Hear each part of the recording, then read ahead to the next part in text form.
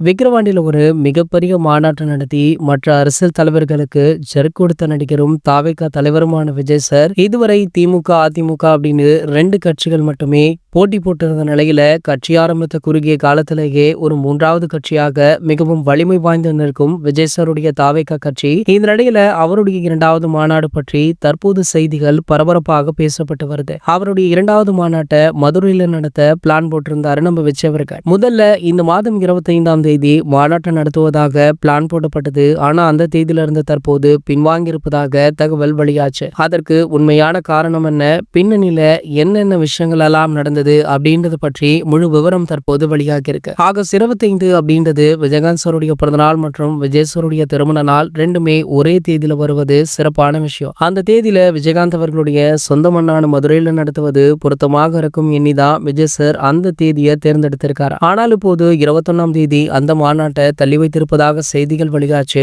சமீபத்துல பிரேமலதா விஜயகாந்த் முதலமைச்சர் ஸ்டாலின் அவர்களை சந்தித்து அவருடைய உடல்நலம் குறித்து விசாரிச்சிருக்காங்க. பிரேமலதா ஸ்டாலின் சந்திப்பு ஒருவேளை கூட்டணிக்காக இருக்குமோ அப்படின்னு பலருமே கேள்விகளை எழுப்பிட்டிருந்தாங்க. ஆனா அந்த சந்திப்புல விஜய் சார் அவருடைய 2வது மாநாட்டை 25ஆம் தேதி நடத்தக்கூடாது, அப்படி நடத்தினா விஜயகாந்த் சாருடைய ரசிகர்களின் ஒட்டுமொத்த ஓட்டுமே விஜய் அவர்களுக்கு சென்றுவிடும், அதனால அந்த தேதி நடத்தாமல் முதலமைச்சர் அவர்களுக்கு பிரஷர் கொடுத்திருக்காங்களா. சோ பின்னணியில இருந்து அனைத்து வேலைகளையுமே பிரேமலதா தான் பார்த்திருக்காங்க அப்படின்னு பிரபல பத்திரிகை ஒன்றுமே சொல்லியிருக்காங்க. சோ இந்த தகவல் பலருக்குமே அதிர்ச்சியை கொடுத்திருக்கு. காரணம் என்ன அப்படின்னு பாத்தீங்கன்னா, ஒரு சில மாதங்களாகவே தேமுதிக தாவேகா ஆகிய ரெண்டுமே கூட்டணி அமைக்க போவதாக இருந்தது. ஆனால் திடீரென பாத்தீங்கன்னா எதிரும் புதிருமாக இருக்காங்க. சோ என்ன நடக்குது அப்படின்றதே புரியல. இது போன்ற செய்திகளை பற்றி நீங்க உடனே தெரிஞ்சுக்க நம்ம சேனலை மறக்காம சப்ஸ்கிரைப் பண்ணிக்கோங்க.